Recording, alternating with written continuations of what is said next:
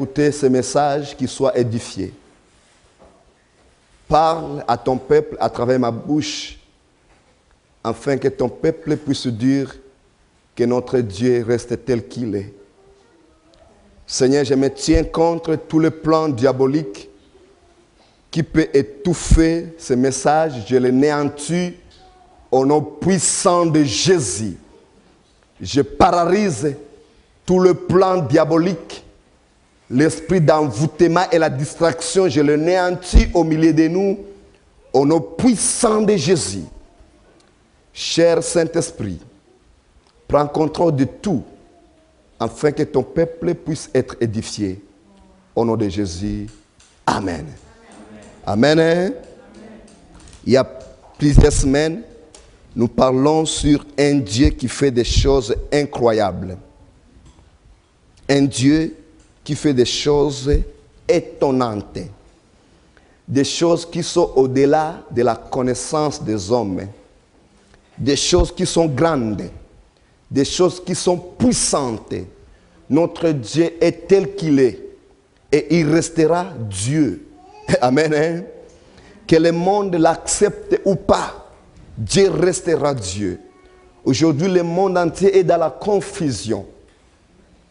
Il n'y a que les chrétiens qui ne sont pas dans la confusion, car leur espoir, notre temps, il y a des preuves que notre Messie est à la porte. Amen. Hein?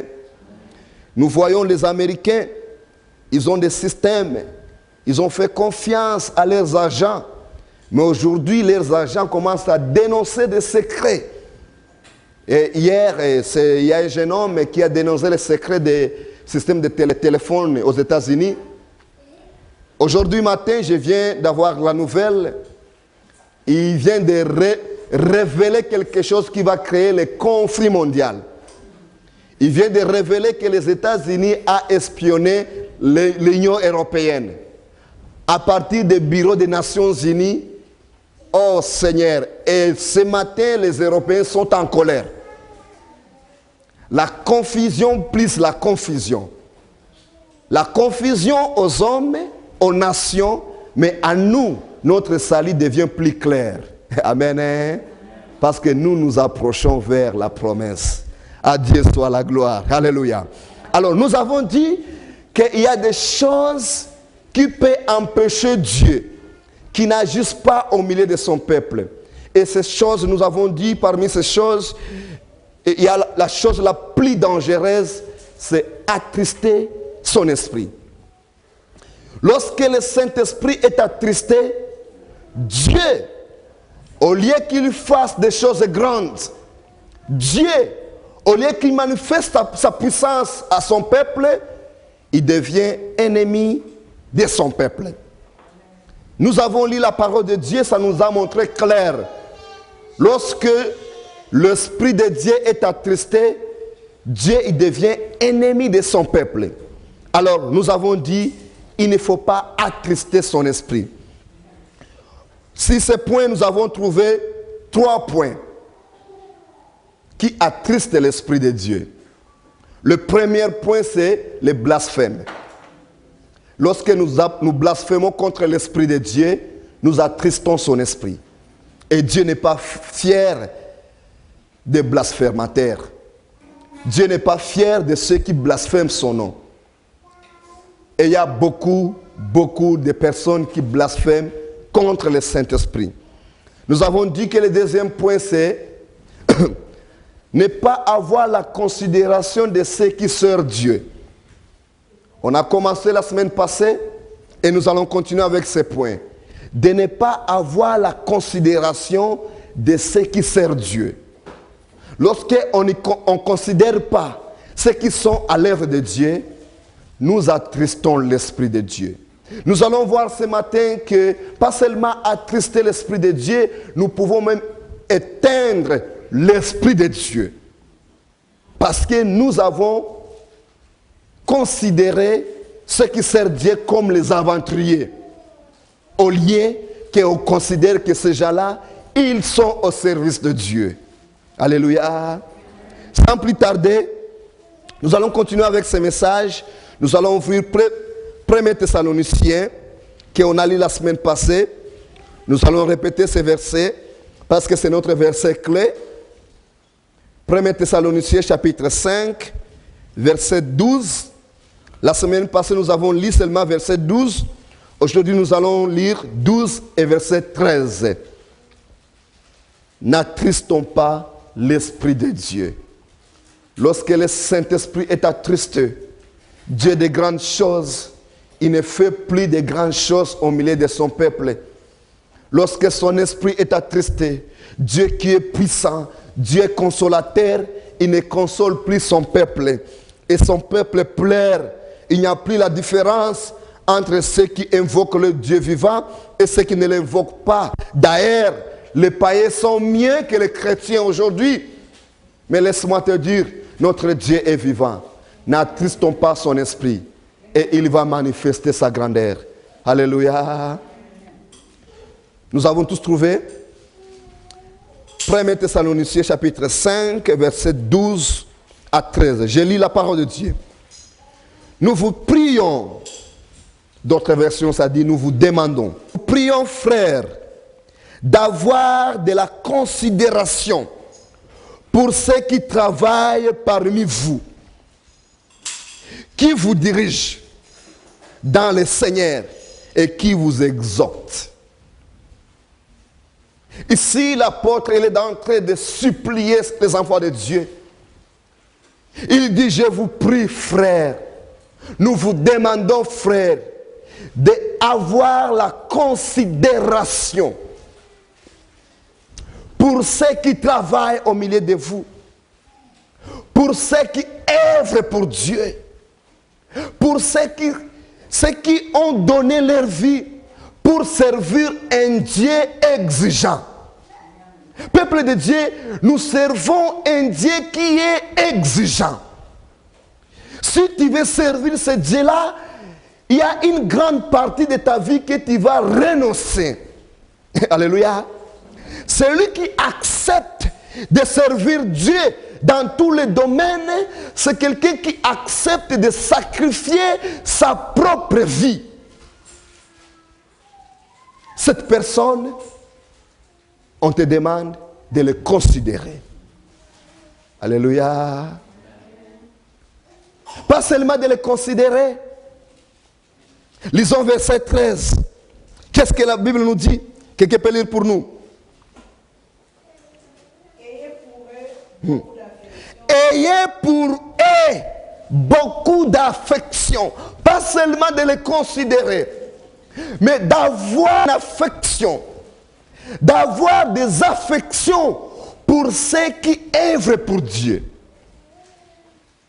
C'est pas seulement reconnaître celui-là, il est au service de Dieu, mais d'avoir aussi une affection comme un parent vers ses enfants.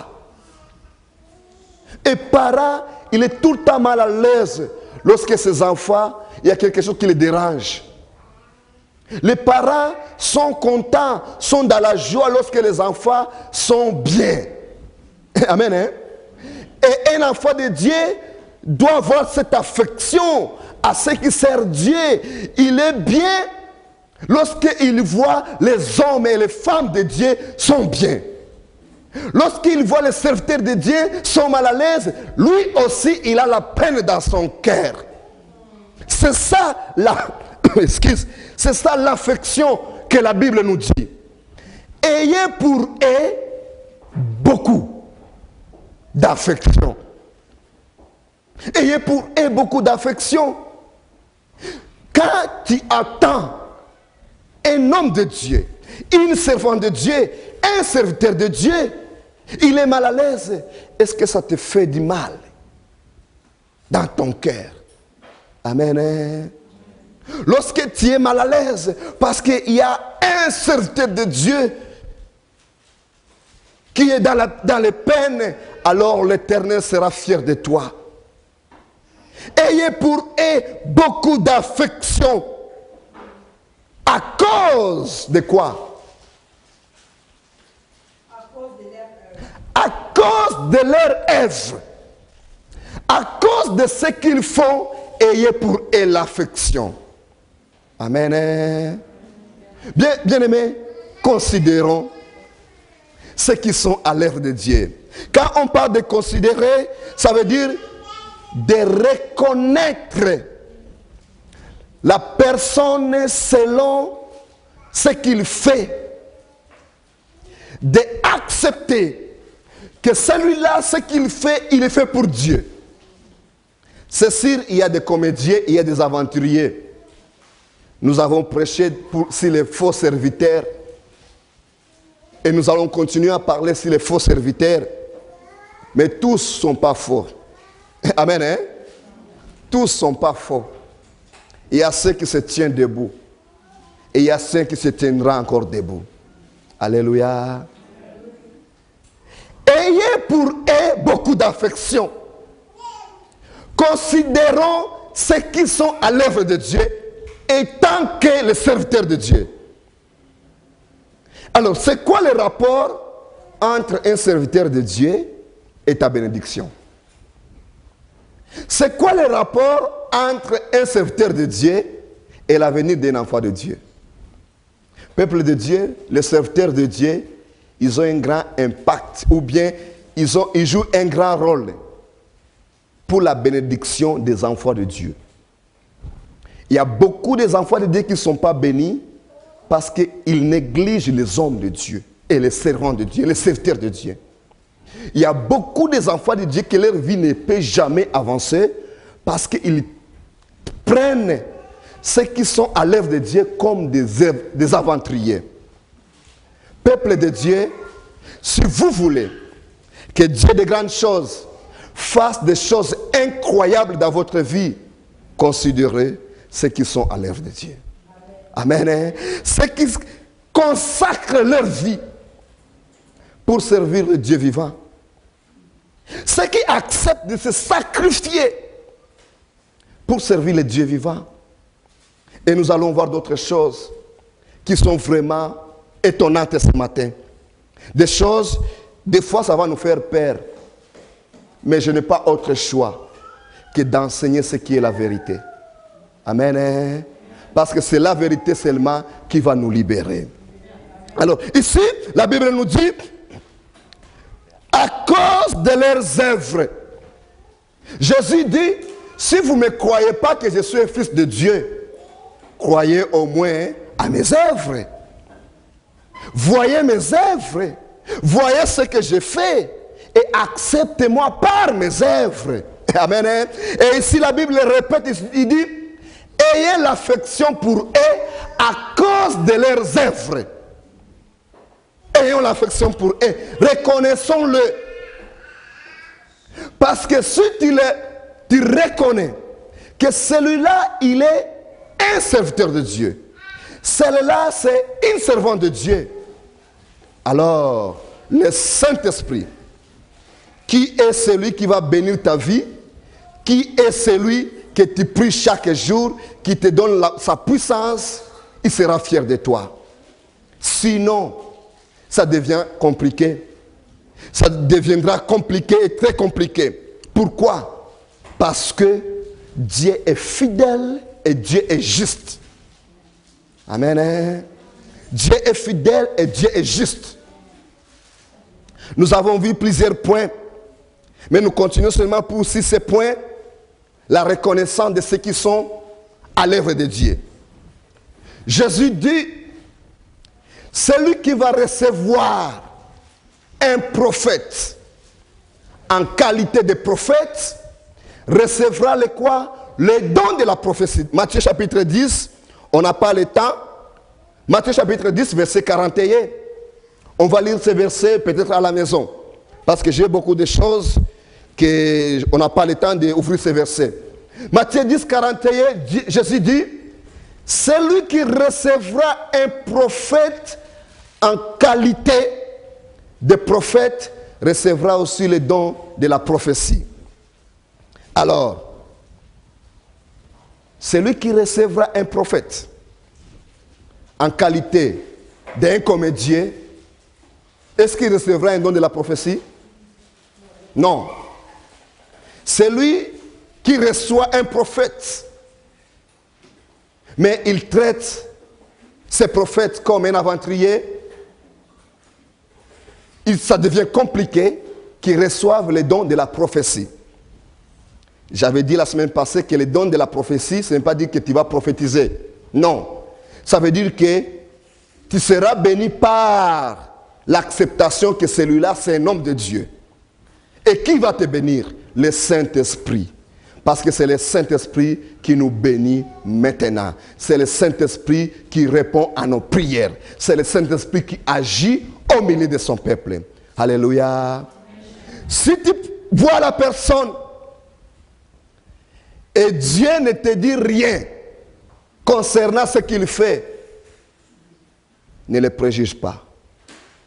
Même s'il peut avoir des défauts, même s'il peut trébucher dans l'œuvre, même s'il n'est pas professionnel dans l'œuvre de Dieu, prions Dieu pour lui. Amen. Hein? Parce que on peut avoir des défauts. Cela, ça ne dit pas que Dieu ne nous a pas appelés.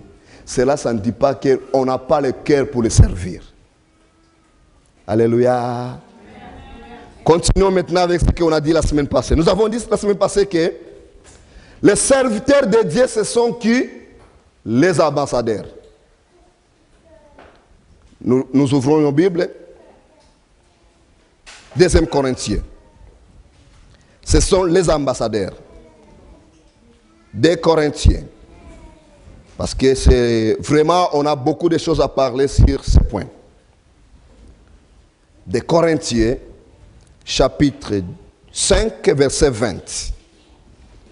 On a lu ce verset la semaine passée, mais la semaine passée, on n'a pas eu vraiment le temps d'entrer plus en profondeur.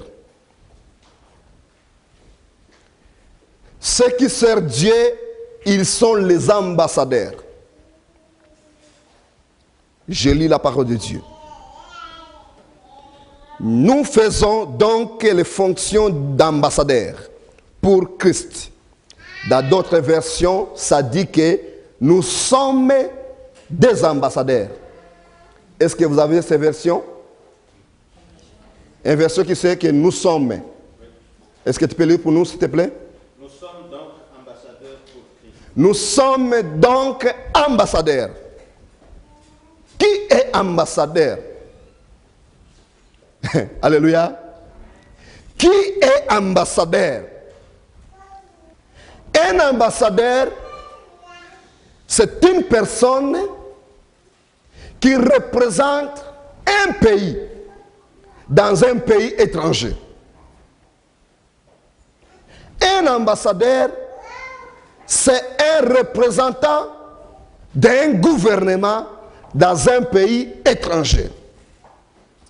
Nous pouvons définir plus de définitions sur le rôle d'un ambassadeur. Mais en bref seulement, il est le représentant légal d'un pays étranger, non, d'un pays dans un pays étranger. Pourquoi l'homme de Dieu, poussé par l'Esprit de Dieu, il nous dit, nous sommes les ambassadeurs. Il fait allusion à un service, à un ministère qui est humain. C'est parce qu'il a utilisé ces mots pour nous dire ce que nous sommes. Amen. Hein? Parce que l'ambassadeur, il est le porte-parole de son pays et l'ambassadeur, il a un contact direct avec le président. Amen. Hein? Et par l'ambassadeur, le message peut aller dans son pays très rapide, très facile, qu'utiliser les postes et le DHL. Amen. Alors, l'apôtre Paul nous dit que nous sommes l'ambassadeur.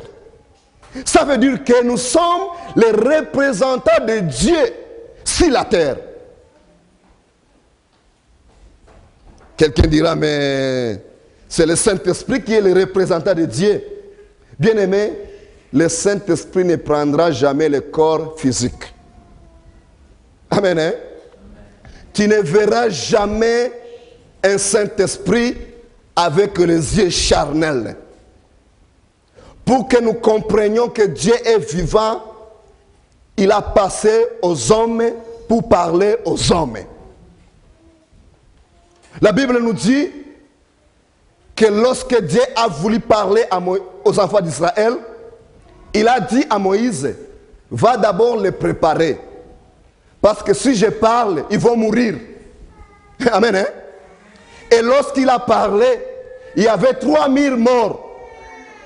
Ceux qui pensaient que Moïse fait de la blague, ils sont mourir. Alors, les ambassadeurs, ils ont un grand rôle entre le peuple. Non, je dis, les hommes de Dieu, ils ont un grand rôle entre les enfants de Dieu et Dieu. Ces rôles, Dieu considère leurs fonctions et Dieu honore ses serviteurs. Amen. Hein? Dieu considère leurs fonctions et Dieu honore ses serviteurs. Il n'y a que les hommes qui négligent ce qui sert Dieu. Et les conséquences, c'est leur vie qui est menacée. C'est pour cela que nous avons beaucoup de chrétiens qui pleurent. Parce qu'ils négligent des choses qui sont très sérieuses. J'avais dit la semaine passée qu'un ambassadeur, lorsque son président veut faire un voyage diplomatique, il va d'abord consulter son ambassadeur. Il est compliqué, il est vraiment une chose qu'on n'a jamais entendue dans la diplomatie, qu'un président de la République, il peut se déplacer sans avoir informé son ambassadeur. Est-ce que vous êtes d'accord avec moi? Dans la diplomatie, un président d'un pays, il peut aller se déplacer, il peut faire un voyage, jamais. Il doit d'abord appeler son ambassadeur, tel jour, je vais venir. Son ambassadeur, il va préparer le terrain. Amen. Alors, dans l'église, dans le corps du Christ, dans le royaume de Dieu, descendre à son peuple sans avoir communiqué avec son serviteur. Dieu, il ne peut jamais et il ne le fera jamais sans avoir donné un signe à son serviteur. Les serviteurs de Dieu, ils sont toujours en complicité avec Dieu de ce que Dieu va faire au milieu de son peuple. Quelqu'un me dira, mais pasteur, ce sont des choses de l'Ancien Testament. Et non, il n'y a pas l'Ancien ni le Nouveau. Il n'y a qu'une seule Bible qui est la parole de Dieu. Amen. Hein? Et dans la Bible, nous allons trouver des choses que si tu ne creuses pas la Bible, tu peux penser que c'est de la blague. Or que c'est vrai. Je vais vous expliquer la différence entre l'Ancien Testament et le Nouveau Testament. Amen. Hein? Pour que ça ne puisse pas créer la confusion. Je dis que Dieu, lorsqu'il veut réagir, lorsqu'il veut manifester sa puissance dans une église, il va signaler d'abord son serviteur. Ça, c'est tel qu'il est. C'est ça la parole de Dieu. C'est comme ça que Dieu agit. Alors, lorsqu'il va signaler son serviteur va préparer le peuple de Dieu. On voit Dieu veut parler au peuple de Dieu. Il dit à Moïse quoi? Va préparer mon peuple. Moïse est descendu de la montagne. Moïse, il a préparé le peuple. Lorsque Moïse a préparé le peuple, Dieu est venu. Dieu, il a parlé à son peuple. Alléluia. Alors, maintenant, dans le temps de l'église, Dieu, il parle à ses serviteurs. Et les serviteurs, ils font tout pour savoir qu'est-ce que Dieu va faire aujourd'hui. Quel est le plan de Dieu pour telle année? Quel est le plan de Dieu pour tel mois?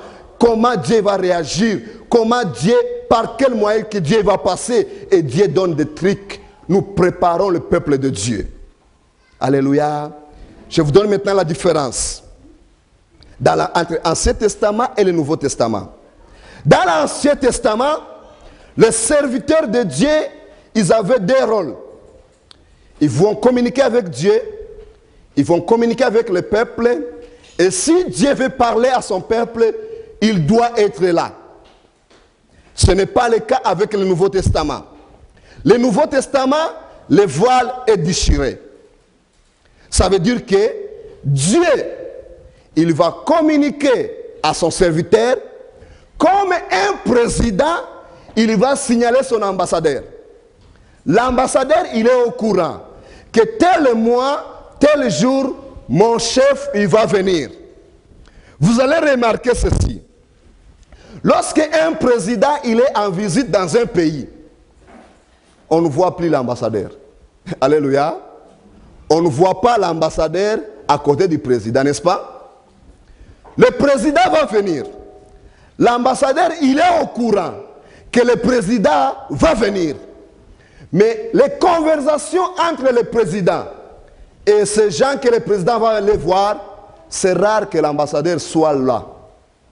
Amen. C'est rare que l'ambassadeur soit là. Des fois, il peut être là ou il ne peut pas être là. Des fois, ça peut le concerner, ça peut concerner l'ambassadeur. Des fois, ça ne peut pas concerner l'ambassadeur. Ça dépend entre le président et sa délégation. Alléluia. Ça, c'est dans la diplomatie.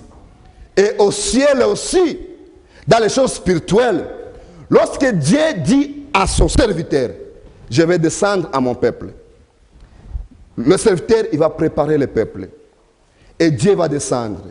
La conversation entre Dieu et son peuple, ce n'est pas nécessaire que le berger soit là.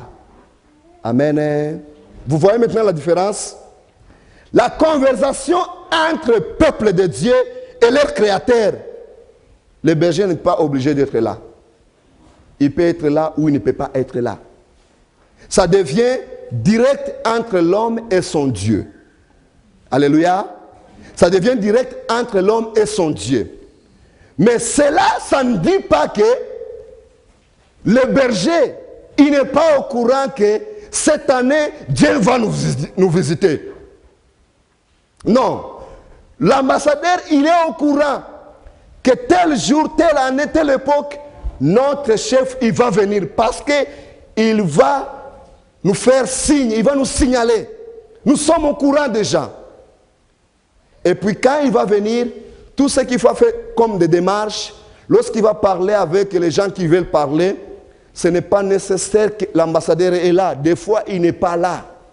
Ça devient les choses qui sont très privées. Amen. Parce que dans la diplomatie, il y a des choses privées que même les ministres ne savent pas, les sénats ne savent pas. Il n'y a que le président et son cabinet. Amen. Et dans les choses spirituelles aussi, c'est pareil. Ça veut dire que le berger, il est signalé par Dieu. Comment Dieu va manifester sa grandeur au milieu de son peuple. Et lorsque le berger va préparer son peuple, lorsqu'ils vont parler avec Dieu, ça regarde entre Dieu et son peuple. Ça ne regarde plus le berger. Alléluia. Mais cette liberté que Dieu a accordée à son peuple, ça ne dit pas qu'on ne peut pas considérer ceux qui ont préparé le terrain pour nous. C'est pour cela que la Bible nous dit que le berger, il veille sur les âmes des peuples de Dieu. Avant que nous allions plus loin, nous allons ouvrir un verset. Amos chapitre 3, verset 3. Amos chapitre 3, verset 7. Car le Seigneur l'Éternel ne fait rien. Est-ce que vous lisez dans vos Bibles? Dieu ne fait rien. Ça veut faire quoi? Ça veut dire que Dieu ne fait rien sans avoir révélé son secret à ses serviteurs, les prophètes. Amen. Hein? Dieu, il ne peut rien faire dans une église locale sans savoir révéler son secret à ses serviteurs. Alors, les serviteurs de Dieu, ils sont à complicité avec Dieu. Amen, hein? Et si tu ne les considères pas, va créer tes propres versets. Mais si tu les considères, c'est fini, la bénédiction de Dieu va descendre sur ta vie. Pourquoi? Parce que Dieu dit dans sa parole, le Seigneur, il ne peut rien faire sans savoir révéler son secret à ses serviteurs. Et des fois, quand Dieu révèle son secret, les serviteurs, ils vont voir les gens. Ils vont parler avec les gens. Il y a des gens qui en parlent directement. Il y a des gens qui ont pris pour eux. Et lorsque Dieu descend, parce qu'il a déjà signalé, 7 mois, telle semaine, tu vas prêcher tel message. C'est ça, préparer le peuple de Dieu. Tu vas prêcher tel message. Quand tu vas prêcher, celui qui va croire au message, il sera en contact avec moi. Moi, je vais réagir dans sa vie. Tel mois, voici les programmes. Lorsque nous préparons les programmes, ceux qui vont plonger dans les programmes, ils vont rencontrer Dieu vivant. Amen. Hein? Cette année, voici les programmes. C'est ça, préparer le peuple de Dieu. Nous donnons les programmes. Si tu plonges dans ces programmes, c'est fini. Toi et Dieu, vous allez causer. Lorsque vous allez causer avec Dieu, Dieu va réagir dans ta vie. Mais si tu prends moins sérieux ce que nous annonçons, ou que notre travail, c'est vous préparer, parce que le Maître veut manifester sa puissance, vous négligez ce que nous disons, alors où est ce Dieu de grandes choses? Il n'est pas au milieu de nous. Pas parce que Dieu n'est pas vivant. Dieu est vivant. Alléluia. Amen. Dieu est vivant. Peuple de Dieu, considérons ceux qui œuvrent pour Dieu en qualité de serviteurs de Dieu. Alors, la bénédiction va nous suivre. Et pour ceux qui veulent être les serviteurs, des choses sont encore dures et très dures. Pourquoi les choses sont dures? Parce que le Saint-Esprit, il marche selon l'ordre que lui a établi. Si tu veux que Dieu t'élève, si tu veux l'élévation dans l'œuvre de Dieu, considère d'abord ceux qui prennent soin de toi. Amen. Hein? Ceux qui prennent soin de toi, les considère-les. Si tu ne les considères pas, si tu penses que ce sont de n'importe qui, tu vas fermer ton élévation. Tu vas fermer ta bénédiction. Parce que telle est la parole de Dieu. Amen. Hein? Tu considères ceux qui sont devant toi et Dieu te fait grâce. Nous avons les enfants de Dieu. Lorsque Dieu les élève, c'est fini. Ils pensent qu'ils n'ont plus besoin de ceux qui l'ont élevé dans l'œuvre de Dieu. Et finalement, ils finissent où? Ils finissent par terre. Des fois, ça nous arrive, nous avons des problèmes. Des fois, ça nous arrive, nous avons des difficultés. Qu'est-ce que nous faisons? Nous courons toujours derrière ceux qui nous ont élevés dans l'œuvre de Dieu. Amen. Je les demande, qu'est-ce que je peux faire? Voici les problèmes, voici les blocages. Qu'est-ce que je peux faire? Ils me disent, ils prient pour moi. J'ai besoin de leur prière. J'ai besoin qu'ils me disent quelque chose. Je les considère. Ils sont toujours avec moi, dans mon cœur.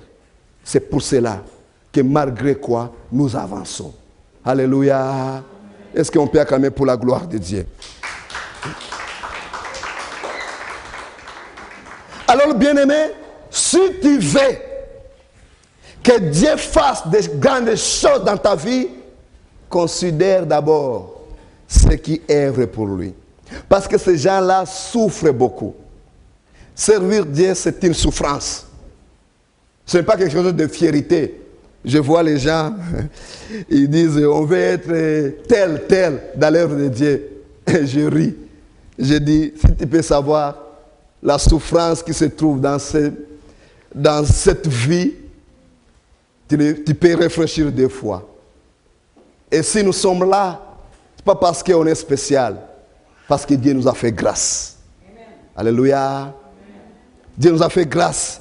Bien-aimés, il y a des versets que j'ai voulu que nous lisions, mais on n'a pas de temps.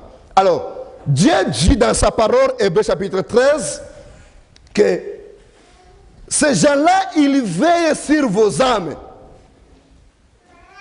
Nous avons lu ces versets la semaine passée.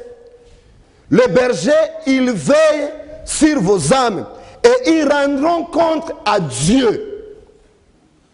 Alors, la personne qui veille sur ton âme,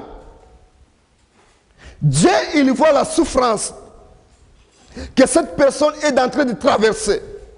Lorsque toi tu dors, tu gonfles, lui il ne dort pas. Lorsque toi tu es en train de fêter, lui il n'a pas la joie de fêter. Parce qu'il doit prier pour toi. Il y a des choses que Dieu nous révèle sur la vie de quelqu'un. Il y a ceux qu'on peut l'informer, il y a ceux qu'on n'informe pas pour ne pas le faire paniquer. On peut même arrêter de ne pas aller travailler 2 jours, 3 jours parce qu'il y a un enfant de Dieu qui a un problème que je dois prier pour lui. Dieu revoit toutes les souffrances. Des fois, on accepte de faire souffrir nos membres de la famille à cause des enfants de Dieu. Dieu voit toutes ces souffrances. Mais toi, par cœur, esprit, te tiens debout de ne pas respecter, de ne pas considérer la souffrance de la personne. Et au même moment, tu es le seul qui disent Dieu va m'utiliser, Dieu va réagir dans ma vie, Dieu va protéger ma vie. Bien-aimé, ça deviendra compliqué que Dieu change. On ne peut pas le changer aujourd'hui. Dieu respecte sa parole. Il dit dans sa parole que ceux qui sont à l'œuvre, ceux qui vous dirigent, ils méritent double honneur. Double honneur, ce n'est pas dire d'adorer la personne, mais c'est considérer ce que la personne fait. Amen. Et d'avoir l'affection de la personne. Si on n'a pas l'affection de la personne, si on ne considère pas la personne, oublions Dieu de grandes choses. Et aujourd'hui, c'est vrai, les gens ne voient pas la grandeur de Dieu. Pourquoi? À cause de ce que je suis en train de vous enseigner. Je vous parle de ces choses pour que le Saint-Esprit puisse se manifester au milieu de nous. Le Saint-Esprit sonde nos cœurs. Il sait ce que nous pensons. Il connaît bien ce que tu es en train de penser. Alors si tu vois quelqu'un qui œuvre pour Dieu, considère-le. Amen. Parce que cette personne, il a une clé de ta bénédiction. Dieu va te bénir, mais Dieu utilise toujours une piste. Amen. Hein?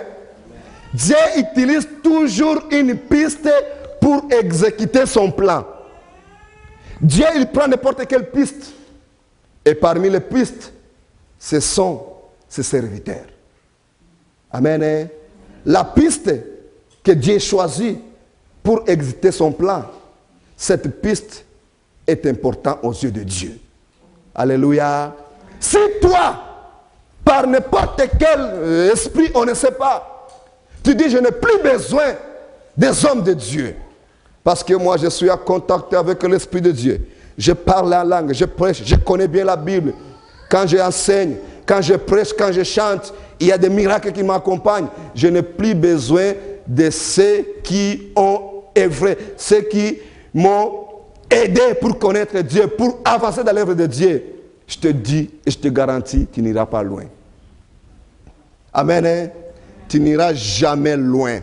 Parce que Dieu ne se trompe pas. Nous avons les gens dans la Bible, même au temps de Moïse, au temps des apôtres, leur carrière est finie en blague comme ça. Pourquoi? Parce qu'ils pensaient que Moïse fait des blagues. Alléluia. Moïse ne faisait pas de blagues.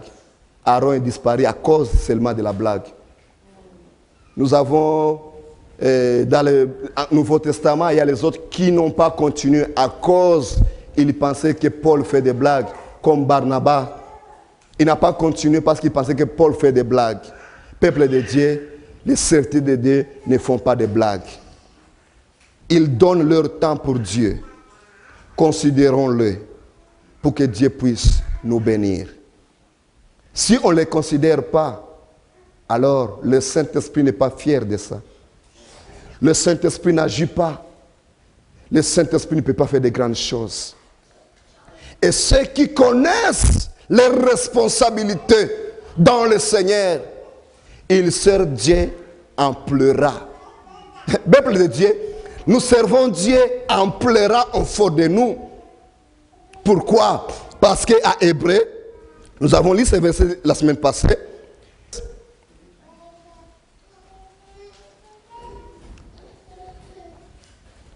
Je sais que le temps est déjà passé, mais on va lire ce verset rapidement. Qu'est-ce que la Bible nous dit?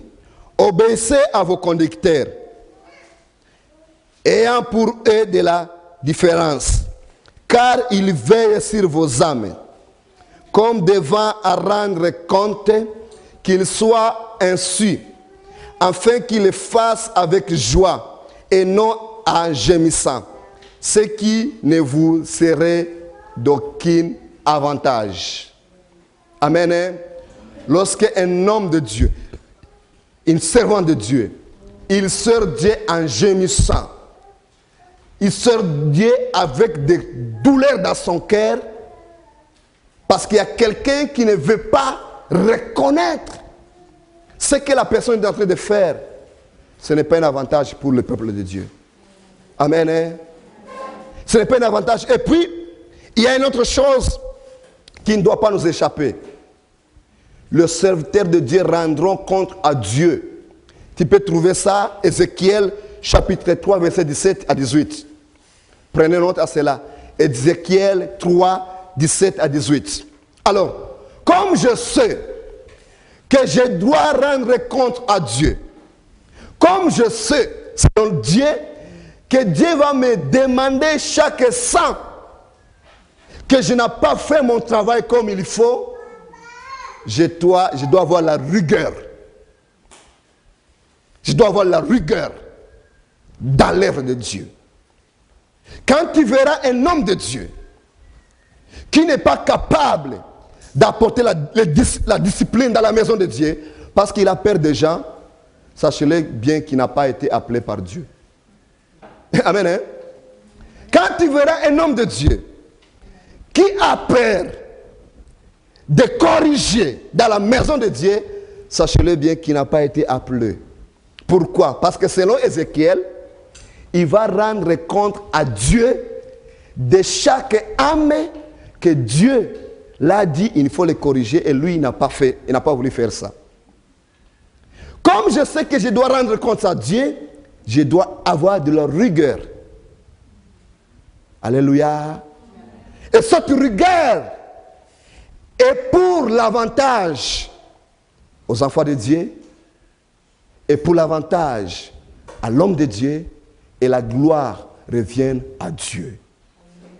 Vous verrez plusieurs hommes de Dieu qui savent le pourquoi ils sont dans l'évangile. Il ne faut pas de blagues. Il ne faut pas de blagues. Et ces gens-là, des fois, on ne les accepte pas. Pourquoi? Parce que des fois, ils sont durs. Mais leur position, c'est pour seulement bénir le peuple de Dieu. Amen. Considérons ceux qui sont à l'œuvre de Dieu, parce qu'ils sont les ambassadeurs. Ils sont les ambassadeurs. Et ça, quand ils les considèrent, maintenant, Dieu va agir. Alléluia. Que Dieu soit loué. Est-ce qu'on peut acclamer pour sa gloire? Merci, Seigneur. J'ai un peu de la grippe.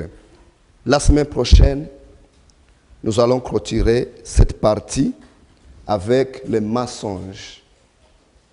Évitons de mentir devant le Saint-Esprit. Nous allons voir comment nous mentons devant le Saint-Esprit.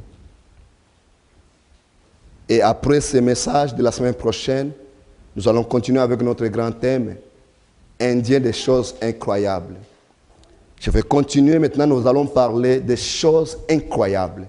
Et nous allons prier que Dieu fasse des choses incroyables. Amen. Hein? Les hommes prient. Dieu, donne-nous la pluie. Donne-nous la pluie. Quand la pluie tombe, les hommes prennent les parapluies. On veut que Dieu agisse, qu'il agisse. Lorsqu'il va agir, est-ce qu'on est prêt de maintenir cette onction? Amen. Hein?